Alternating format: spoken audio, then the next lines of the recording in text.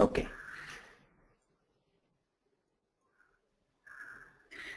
Okay, hi, good afternoon, everyone. So let me start with a quick introduction to who I am and what I've done.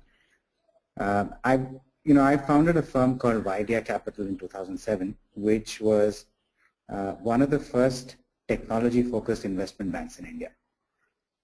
We were perhaps the only ones focusing on Series A and Series B funding for technology startups predominantly.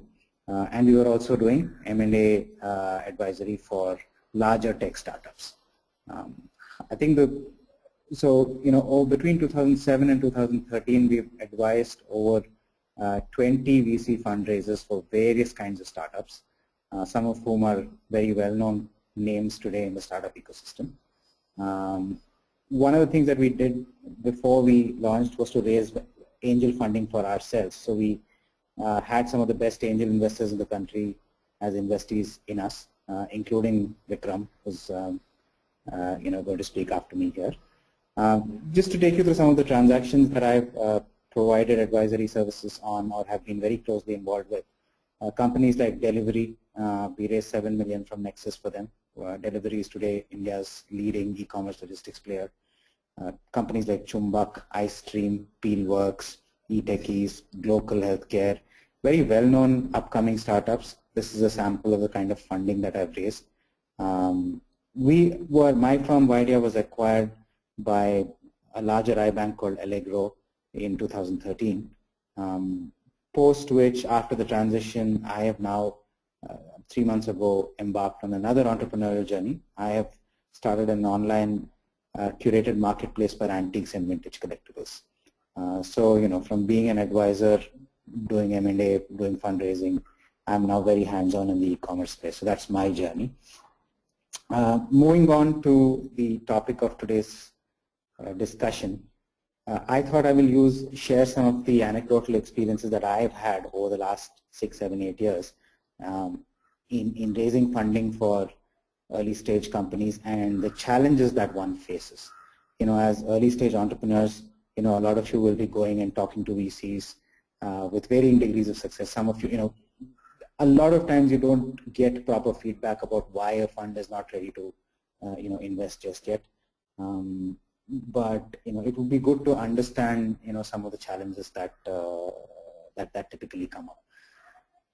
At the outset, I'd like to, share some insights on how a VC fund works, or just how many business plans they see. A typical VC firm or a partner in a VC fund looks at over 1,000 business plans every year. That should give you a sense of how hard-pressed they are for time and how short their attention spans are. So it's very important that you approach a fund through the right channels. So for example, a cold call is likely to have far less impact and attention from a fund versus getting introduced through a well-known mentor or angel investor or another entrepreneur that the fund has backed.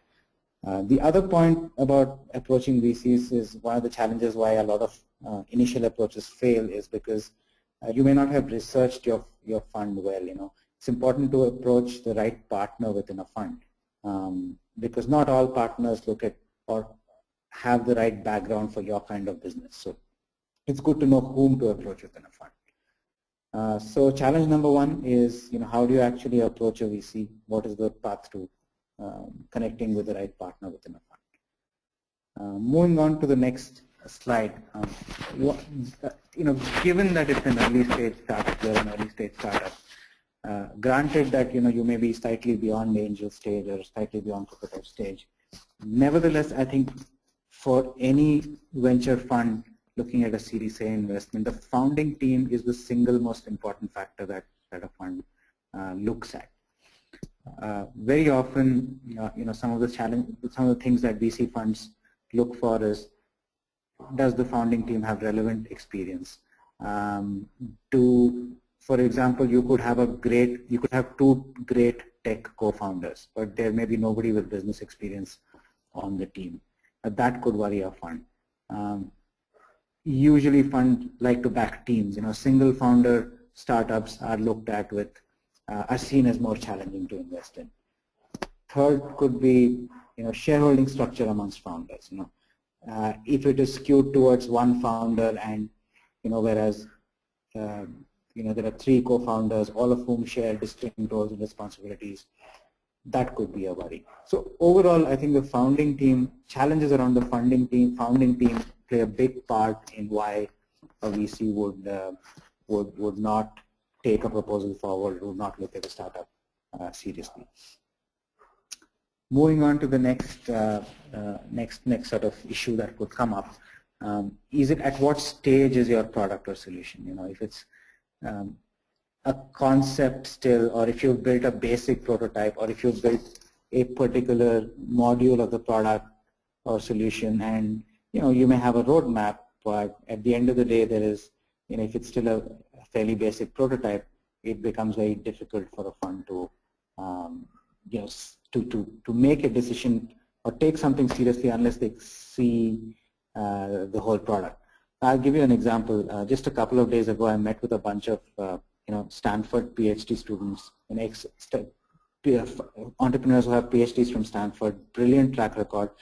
They're building a great social media product around, and they have very well thought through differentiators of why this product, fills a need that a Facebook or any of the existing social networks don't. However good the concept may sound, and they've invested a lot of money and spent the last year and a half building this product, but they don't have anything to show as yet. So my feedback to them was that I have no idea whether this is, theoretical stuff that you're talking about or whether it's going to work. I need to see something. Until you show something, don't even have conversations with funds. So that's again an important thing for funds. Assuming you have built some kind of a product, you have your product is in good shape, your solution is in good shape. A fundraise may fail because you've not researched your market well enough. What is the potential market you're addressing? What is the pain point you're addressing? Is there a real need for your product? And more importantly, how large is your potential market? VCs love large solutions or products that are addressing large markets. That's extremely important, criteria for funds. While we are talking about market, it's also important to be very well researched about competitors, who else is there. For example, I think very often VCs hear entrepreneurs saying that there's no competition at all. We have no competitors, and it usually rings alarm bells for funds because if the market is large, if the need is real, if you're building a product, how come nobody else has seen it? I mean, it's a little far-fetched if nobody else has seen the need. So it's important that you understand your market and competitive scenario really well before you talk to a fund. That's another challenge that entrepreneurs face. Moving on, I think assuming that you have a market in place, assuming you have a product, assuming you've researched your market, there is product, adoption is a very important factor. Is your solution or product being used? Do you have customers for your product? If it's an enterprise product, what is the adoption? Are people using your product? They love getting feedback from users. How is your product? More importantly, when it comes to adoption, what is the rate of growth? Over the last 3, 4, 5, 6 months, has the product taken off? That becomes a challenge again. Next challenge that is typically faced is the go-to-market plan. You may have a lot of factors in place, but do you have a well thought through plan about how you're going to put your product in front of your customers? And if it's do you have a revenue model that can make you money? How is it? Why are customers going to pay for it? How much are they going to pay for it? If it is an enterprise product, what are your sales cycles in this industry? For example, if you're selling a product to telecom companies, VCs know that the sales cycle could be anywhere from 12 to 24 months. How are you going to, at what stage of the sales cycle are you in? Are they buying? So revenue traction becomes, and more so, especially for, at the stage where a VC is coming in, revenue traction becomes very important. They like to see a well thought through business plan and some level of execution on the business plan, which shows revenues coming in. It's not about, very often I get asked, my company is making 10 lakhs a month. Will a VC be interested? It's not about making 10 lakhs a month or 20 lakhs a month, but have you grown from 2 lakhs a month to 10 lakhs a month in the last 3 months? Then that would be very exciting for a fund. But if you're making 10 lakhs a month for the last 6 months and not growing, that's not interesting for a fund. So rather than an absolute number, it's a growth trend in revenue that becomes interesting for a fund. Also then, a lot of entrepreneurs approach VCs without any clarity on what they want to do with the money that they want to raise. A lot of entrepreneurs that I meet or that I advise have a figure in mind. Say I want to raise a Series A of 5 million or 3 million, whatever it is, but what they want to do with the money is not very well thought through. Granted that in an early stage startup, plans are fluid, things change, but some level of clarity is important for a VC to take a bet on a startup. Without that clarity on what you want to do and how much you want to raise, it's hard for a fund to take this forward. So in summary, I think each startup is unique. I mean, there is no one particular formula or one-size-fits-all approach when it comes to fundraising. You need to figure out how to play to your strengths. Very often, a good mentor or a good accelerator program can help you bridge that gap between, having some of the elements in place to being a firm that is attractive to a VC fund and will get the right kind of valuation from the VC fund. So I hope this lays the kind of foundation for our discussion, and of course we have a Q&A that follows. So Anurag, I think I'd like to hand it over to Vikram, if that's fine. Yes, so let's see how Vikram would be helping us understand in order to address these challenges, what are the steps required, and how we are placed to address these challenges for various startups who are attending. Vikram, over to you.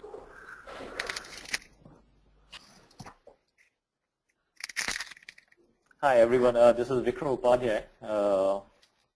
Thank you, Deepak, for a great insight about how to raise Series A and what are the pointers one has to look at it.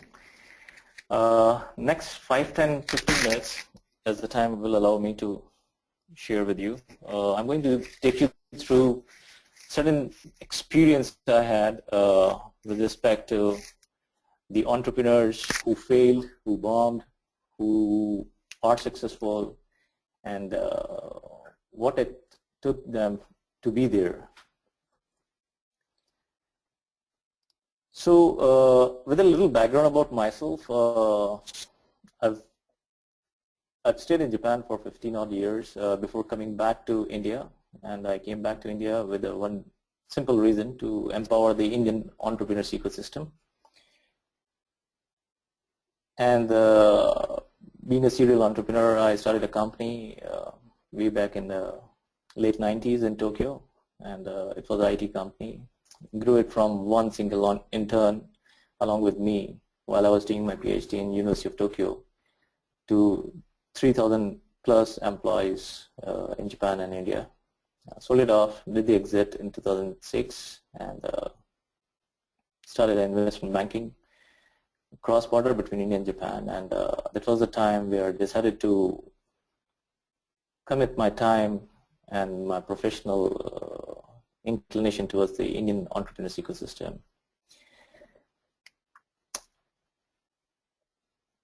My journey was quite a roller coaster ride, but I still keep asking a question that who I am. Definitely I'm not genius like you guys who are making great ventures in different part of the world and still trying hard to grow. Well, incubatees call me mentor. I'm happy to hear all this from them. The ecosystem calls me angel. And my kids recently started calling me VC, the Vice Chancellor of the House.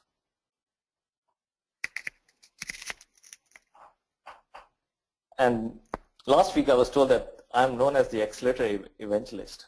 So, well, all these adjectives aside, I think we should jump to the topic of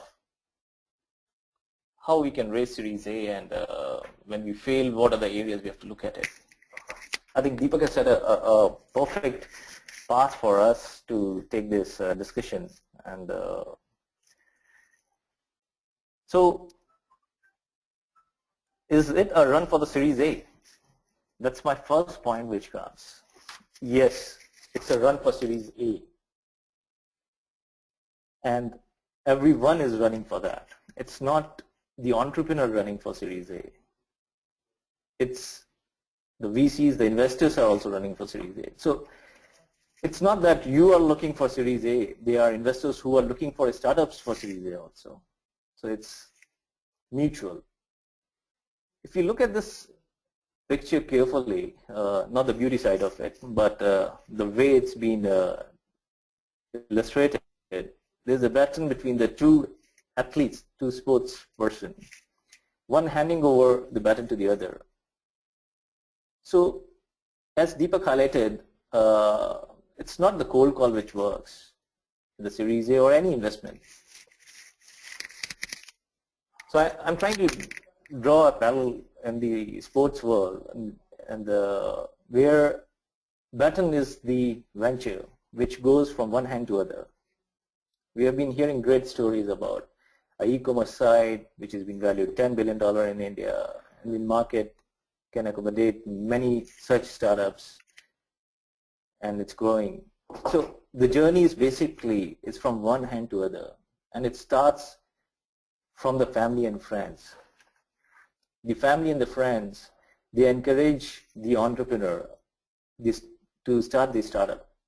They support with all the available resources, with time, money, moral support, everything. And then they help you to connect with the right set of people, and you find your mentor there. So in a value chain, you have to be handed over from someone to the next level who's capable to take you to a level higher than that. So I totally agree what Deepak said, that a mentor or an angel or a program, incubator really helps you for the next round of investment you're looking for. So when you decide to raise Series A, I always recommended my startups to do a quick test of the venture, where exactly we stand. And this source code of your venture needs to pass through the compiler and the interpreters, where you can find out how good you are, how good the program is. And what exactly is this test about? It's the test around the team, around the execution capability of the team. So as Deepak mentioned, the investors in Series A or B or C, they look for the team always. So the team's relevance to the venture, what experience they're bringing to the venture, are they having the main parameters to make the venture scalable, is there with them or not, with the core founding team. So when I say the team, it's the founding team, the first team. The execution capability in terms of the out of the box should be there. And they should review whether they are able to make a scalable business model. So for that, one has to do a deep analysis, a market research about the pain area they are trying to address. Is it for a very limited set of people or the market, or it can be scaled locally in a particular country or globally, or both? Now, the VCs look for a hockey stick. We have been hearing a lot that your revenue should be hockey stick, your growth should be hockey stick. So what exactly is the hockey stick meaning for the Series A investors? So if you try to plot a hockey stick against the X and the Y coordinates, you will find the growth is very high in a shorter time if Y is the time factor. To make a scalable model in the shortest time with a hockey stick growth, you have to use a technology. And since the context has been set for Indian market we are talking today, I think the technology is one key parameter. Once all these parameters are there, the team, the execution capability, scalability, technology, your product is ready, your service is being validated with some customers, do a proof of concept from the Series A point of view. And that is not a bunch of few customers and you say that, hey, we are through with it and Series A is there. So try to do the proof of concept in terms of how many repeat orders you are getting. Are you able to increase the ticket size with each repeat order? What is the trend around that? Are you able to go beyond a certain geography? So check the demography also when you're doing a proof of concept. It might be a particular place may give you a good response, the other place may have certain challenges. So you have to do a proof of concept with the demography also. While doing so, keep in mind that you are mapping your competitors' strengths and weaknesses. Build a kind of a SWOT analysis around your venture. Now, the SWOT analysis will always help you to evaluate and guide you. What are your strengths vis-a-vis your competitors and the weaknesses, and how you can overcome with that. Once you have all these pointers, these bullet points ready, detailed down, try to pass it through, put it on a piece of paper as a business plan. And I always recommend when you go for Series A, don't make a business plan for your venture. Make a business plan for the VC, the investor, how he will reach to the next level, Series B, or how he will get the exit.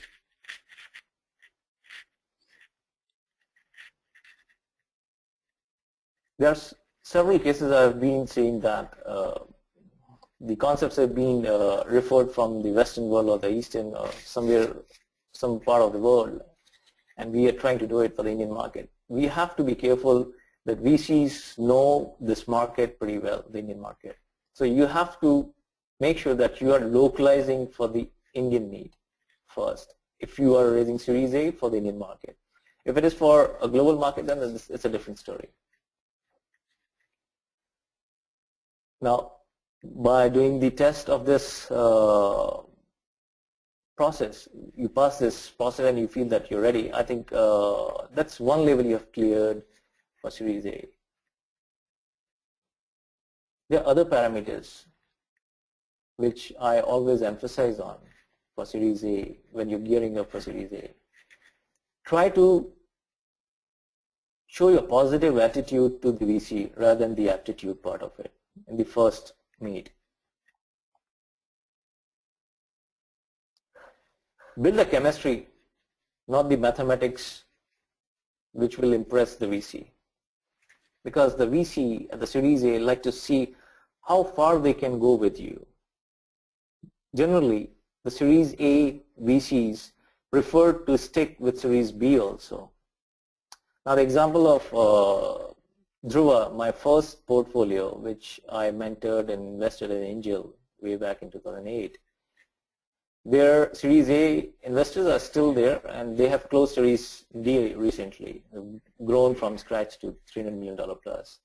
So the journey was quite beautiful because they built a chemistry, a very positive attitude, and a local product, global plus local. They started locally, they tested with a great team, with the relevance, execution capability was out of the box, and they made it scalable in a way that they got the first global client, NASA.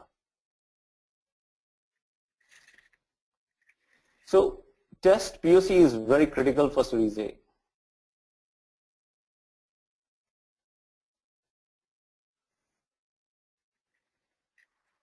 Now this GHB Accelerator, which has recently been launched in India, is keeping in mind the gap and the pain area in this ecosystem. So this program of the GHB Accelerator for Series A helps in identifying the gaps in test POC. And during the program will help to build the wow factor in the team. Generally at times we are so obsessed with our venture, we forget to identify the wow factor in ourselves. So this program helps in building the wow factor.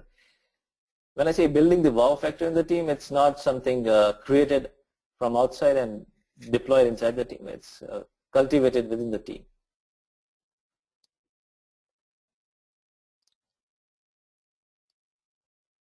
Also, we give the direction how to build the outstanding execution capability, which will help them to scale up a highly scalable model. So we help in giving certain methods, strategies, which we help in doing a pilot around that through a prototype. And if it goes well, then we try to identify how to strengthen the differentiator, because a differentiator is a must, which helps you to build the entry barrier, which is again a very key parameter for Series A. Market research, PR, your branding, your positioning, how to win a customer, how to do the frugal innovation. At times we don't need innovation in our venture, but if we are able to do the frugal innovation, it basically improves the ROI and directly reflects the target, that's the hockey stick in your growth in terms of the market size, the reach, the ROI, the revenue, the profitability part of it. So this program basically revolves around these critical parameters which are required, which leads towards business metrics which a VC looks for. And the program makes sure that the entrepreneurs are basically going in the right direction, in the right time, and in the highly controlled environment is given to them. That's what Accelerator is known as greenhouse ventures. It's an environment where you get all sort of control functions which are required, even if it's not available in the market at that time. So what are the silent features of Accelerator program? It's basically a program once the startup is being selected with certain criteria over test POC. So they will be accelerated for a duration of 12 months. And definitely there is a capital required, so investment up till $100,000 is being secured for the startup, and equity up to 20% with one board seat. The uniqueness of this program is the mentors and the mentoring program. So the mentors are of various backgrounds. There are several prominent VCs from the Indian space and the global market, serial entrepreneurs, great iBankers like Deepak, and successful entrepreneurs who have raised Series A several times in their entrepreneurial journey. So this accelerator, we call it with a difference. Why? Because the moment the program is over, that's not the end. The program ends with the Series A closure.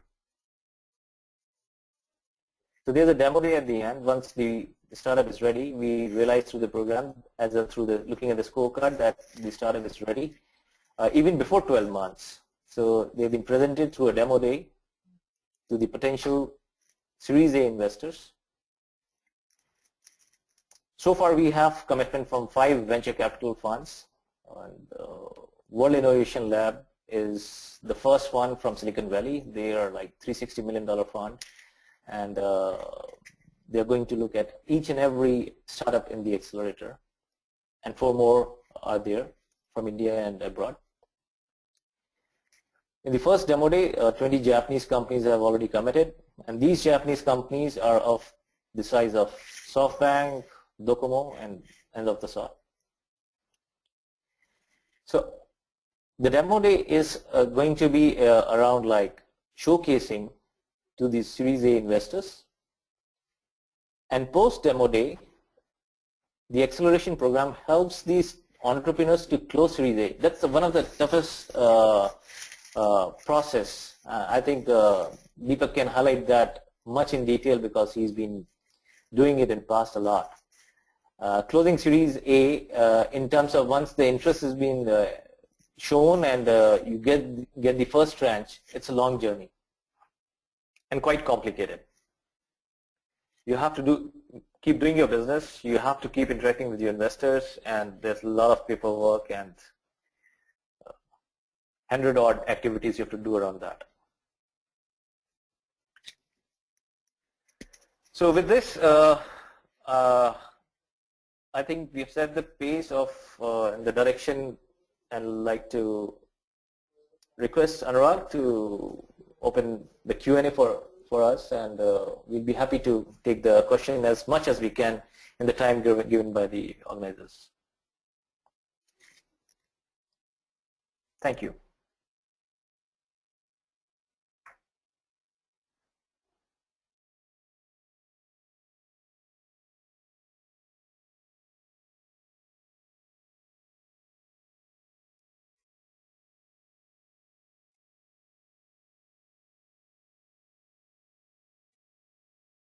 I hope you have all enjoyed your session today, and I hope we all have derived some good learning about the reasons why startups are not very successful in raising Series A, what are the challenges and how to mitigate them. Similar sessions on various aspects will be addressed subsequently through a series of webinars by GHB Accelerator. To know more about us, I'm sure you must have already been able to see our website. However, I would still suggest have a look at our website, understand the program on how we help the startups in raising Series A in a shorter time frame. Now, what I would request the attendees is to raise hand through the functionality that they can see on their tool, on their webinar tool. So there's a hand raise functionality.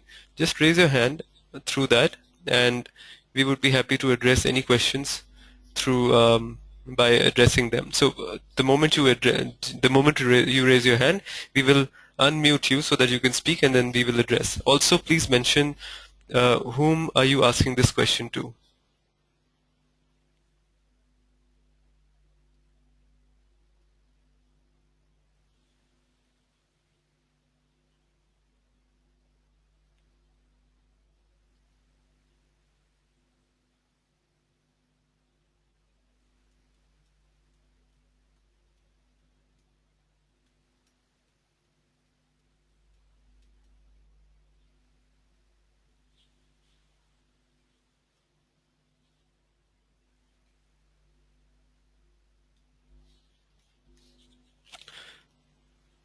So some of the participants who have asked some questions, I will ask Vikram to address a couple of them.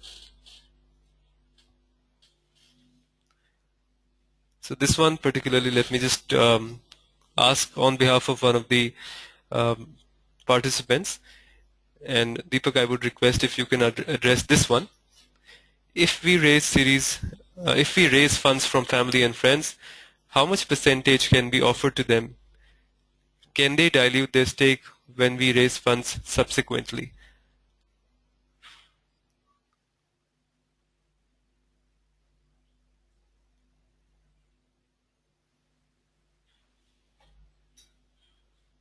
I'll just transfer the control to you so that you can answer this question. Yeah, thanks, Anurag. So the question is, if we raise funding from family and friends, how much should we dilute, right? Right, and we are also asking, can they dilute their stake when we raise funds subsequently? So let me answer the first part first. So I'm assuming that, so it's a very again, it's not a question that can be answered with a formula saying that you should dilute 10% or 15%. It's a very subjective discussion. It depends on how much capital is being invested, B, how early in the process. I mean, typically when you go to family and friends, it's when you have a concept and nothing more, or you just started your startup and you don't have much more. While family and friends is often the only available option to an entrepreneur very early in their fundraising journey or startup journey, ideally I think I would always advise that if it is possible to raise money from be it angels or be it even amongst your circle, somebody who is a little more qualified or who knows, who can add some value other than just capital, I think that would be a preferred option. Having said that, if family and friends is the only option for the entrepreneurs, I think then it is, look, I think there are two ways one can do this. Very often what I've seen is with family and friends at a concept stage, it's very difficult to value a startup. So sometimes you can take money as a convertible to say your next round of funding, say your angel round of funding. So for example, you take 50 lakhs from family and friends, and then you raise your angel funding in 6 months at a valuation of let's say 3 crores. So you can offer to convert their investment to equity at say a discount of 20% to the angel round. So there's some benchmark in place. That's usually perhaps the best way to do the price of family and friends round. But having said that, if it's it's usually a small chunk of equity, maybe 5%, whatever it is that's mutually agreeable, that can also be done. But I would say the convertible option is probably the best way for the family and friends now. Vikram, do you have any thoughts? Given that you've been an angel for so long, perhaps you can add something. Well, Deepak, I totally agree with the insight you've given on this question. To add on what Deepak has mentioned, when going to family and friends, you have to see the reason why they're coming as a support to you. Is it they're looking you as an entrepreneur and there is a buzz around in the market that the entrepreneurs are doing really good, so hence let's put money in the known entrepreneur rather than an unknown one? Or are they really friend and family who are like really not bothered about it, that whether you are going to return in this time frame or not, but yeah, one day you will succeed and hence for your vision we are supporting you. So try to identify that portion, that component. I think if you are able to identify that part, half of the question is answered automatically. Then it's irrelevant for them you are giving them initially or convertible. They'll totally go with what you are suggesting them. And I totally agree what Deepak has said. While doing the angel round, we have found difficulties with many startups. In fact, there was one startup which was really good, and they gave a decent chunk of their portion to the friends and family before coming to the angel round, and unfortunately we could not work out with them, and they were really good. So I think one has to be careful that do not lock your growth with the investors who are coming as a precondition kind of thing. So there has to be a long journey with the early stage investors. That's what I feel. Yeah. I think don't give away too much equity just because you're grateful that, you know, a family or somebody you know well or your family is backing you. You know, it's because that could hinder the growth of the company. You know, if you don't have enough equity for your later rounds. Also, I think coming to the second part of the question, I'm assuming what they really mean is that can they dilute when an angel comes in or when an angel round happens or a VC round happens? Is I think they mean that can the family or friends cash out and recover their investment when that happens. Look, I think most angel investors or early stage VCs will be very reluctant to have somebody cash out that early in the company's growth. You know, because really when an angel investor comes in, the risk is still very high in the company. It's still very early days. You don't want your money as an angel investor. If I were an angel investor, I wouldn't want my money going towards, you know, paying off somebody. I would rather that money remains within the company and that every rupee that goes into the company, you know, is used to get the company to the next stage. So it's very, and it doesn't even give a good message. I think when you know, you're approaching an angel investor, and if you expect them to buy out your early investors, your friends and family, you know, I won't think that's the right way to do. So therefore, when you take money from friends and family, I mean, it has to be clear that it is long-term capital. You know, it is. You know, it might happen that when you're raising a proper Series A, a larger Series A or Series B, a VC may want to buy out, you know, your family and friends early stake, but not at angel stage. I wouldn't, and I don't think there's any angel who would want their money to go towards buying off somebody's stake. Totally, I totally agree, Deepak. See, it's the journey is quite is very important. How you go along with the investors. Series A onwards, I've seen examples actually where we were comfortable to do a journey with the family and friends, but the investors wanted us to exit and take the exit. So it totally depends how big you are in terms of the growth and how big you can be, and if the investor really liked you to grow faster along with them, they prefer all the baggages to be away because they prefer a very lean investor team working with the entrepreneurs if you are growing very fast. So I've seen both the cases as the angel, where we were not looking for the exit, but we were asked to take the exit. There are cases when we were looking for the exit, we were told not to take the exit. So it totally depends on what kind of platform, the business you're building, how healthy it is. Is the money enough in the venture or not? So the question arises, to give the exit or not to give, it depends on the need of the cash component in the business. Thanks a lot, Vikram and Deepak. Now, the next question is coming from Kanwar Preet. I'm just unmuting you, Kanwar, so that you can ask your question. Over to you. Yeah, hi. First of all, yeah, hi. I'm Kanwar Preet here, and first of all, great session. My concern is we have a startup which is at idea stage itself right now, and we are looking at forming the core team as of now. So, and the two co-founders we have, including me right now, are not technical. If we find a technical co-founder and we don't have a past relationship with him as of now, so how much of a factor is that, the co-founder relationship basically?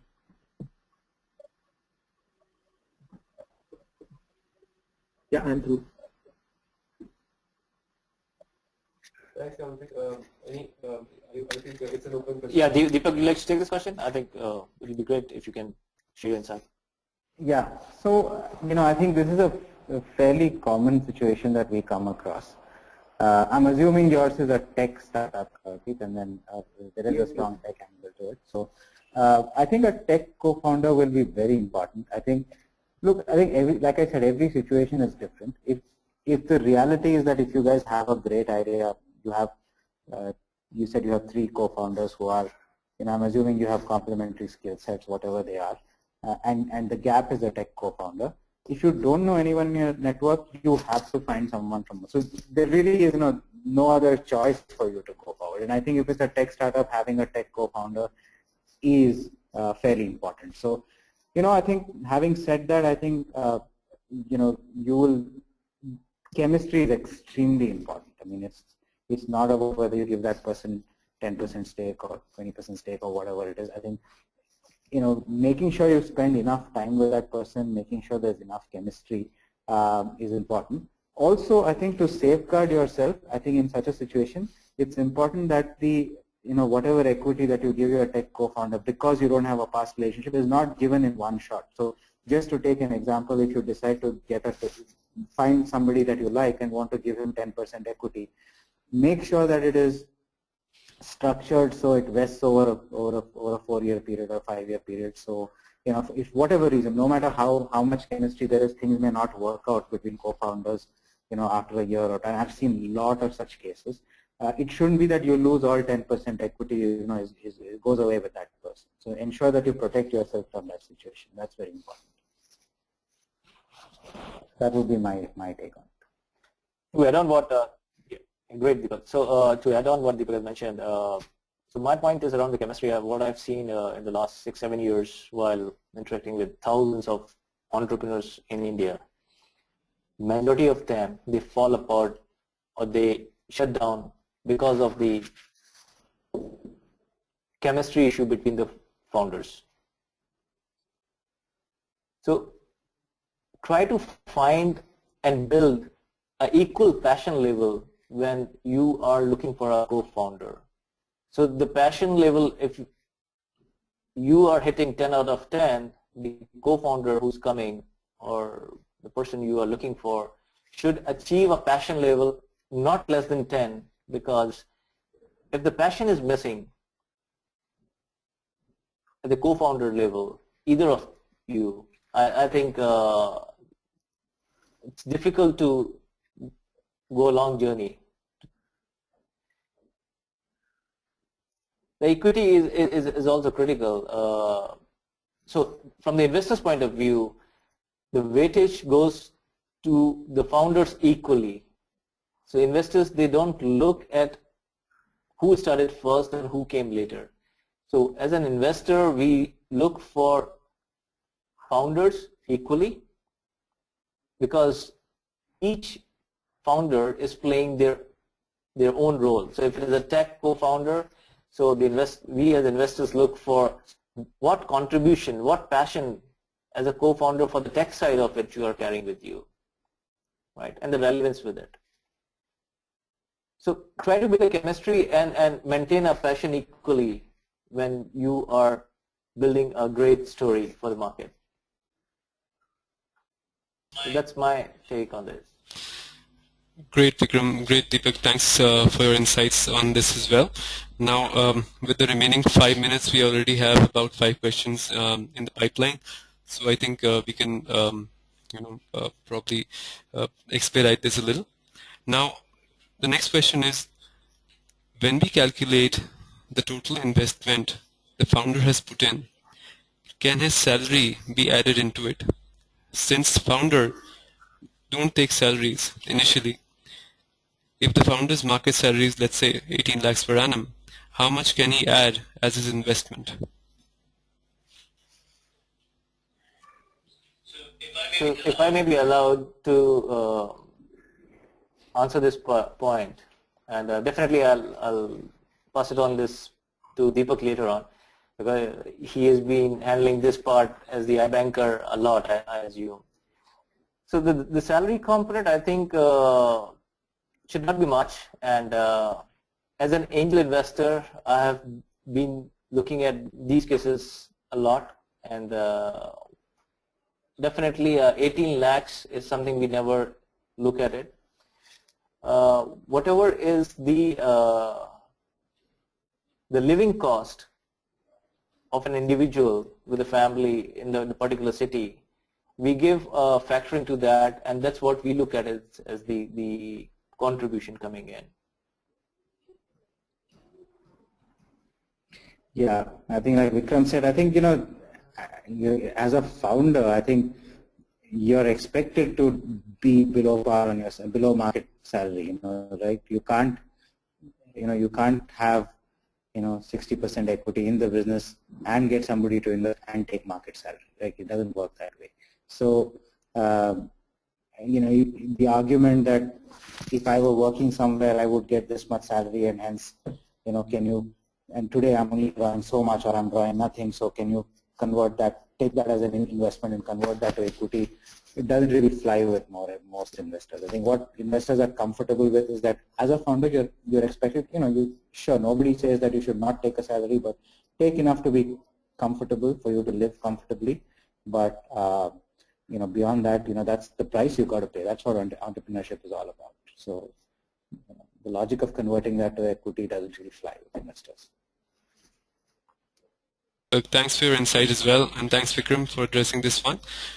Now, another question that we've just received is there a minimum age of an organization that Series A funds prefer, as in a minimum time a company must have been in business before they receive any serious consideration from the VCs? It's an open forum, so Vikram, Deepak, it's an open question for you. Yeah, so Deepak, if I may take it, no, I think the short answer is no, absolutely not. Age is not something that a fund VC will look at. I think some of the other parameters that we discussed are more important. So if you can get there in 6 months, that's good. That a VC is not going to say you're only 6 months old and you won't invest in this. Depends on how quickly you get there. Thanks, Deepak. And I think the next question is for Vikram. Would a 4-year-old startup also qualify for an accelerator program?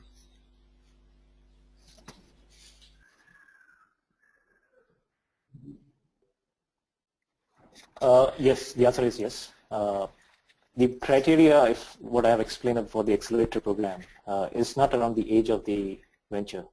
It's around the test POC. So how good the team, I'll revisit the criteria. It's how good is the team, their execution capability.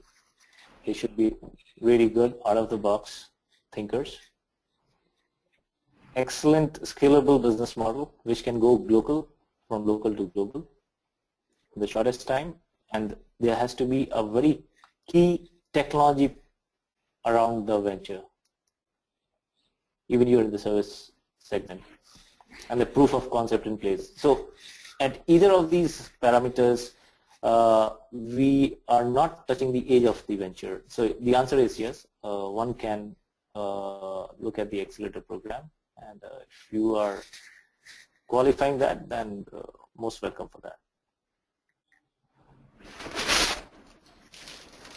And just one last question that we have received, which is, how will the access be for the startups? Will they have an access to all the mentors as a part of GHV?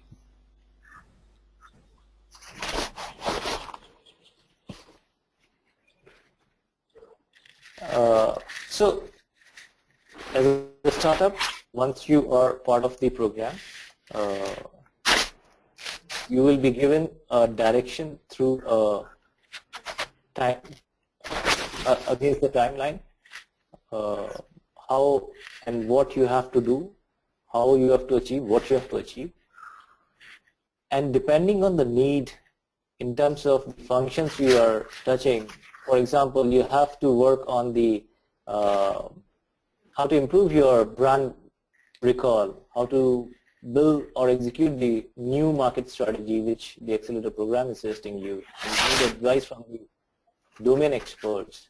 Then you will be getting a platform where you will be connected with the mentor relevant with that subject, and that will be the time when you will be interacting with that particular mentor.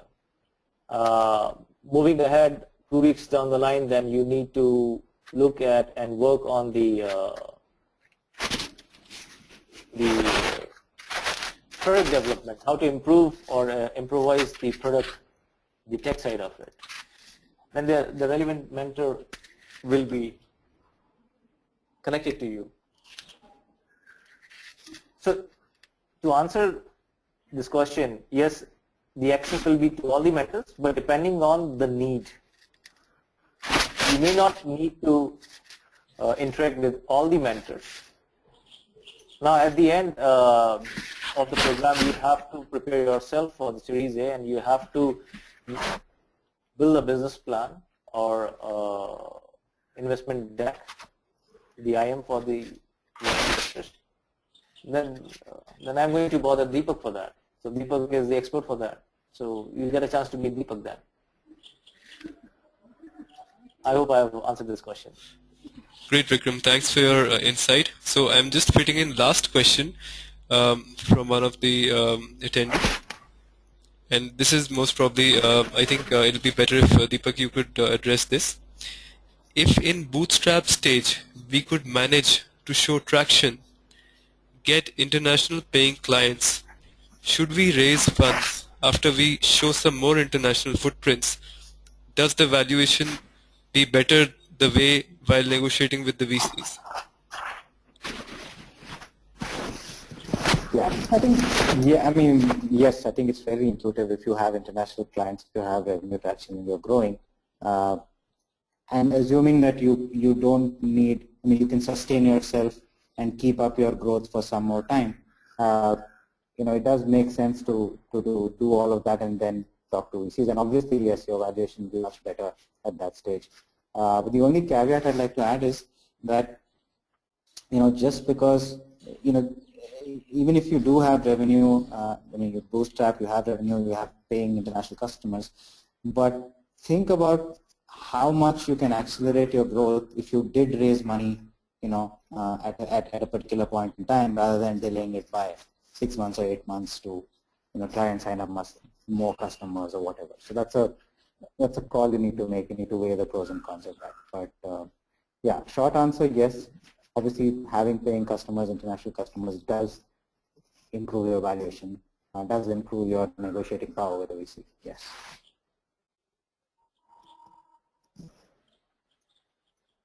Thanks for a lot for your answer, and I think thanks for everyone to come in and, you know, make this webinar fruitful. And thanks Deepak, thanks Vikram for your insights, and we'll soon be reaching out to you guys again for another session of webinar from GHB Accelerator very soon. Thanks for your time. Great. Thank you, everybody. Thank you.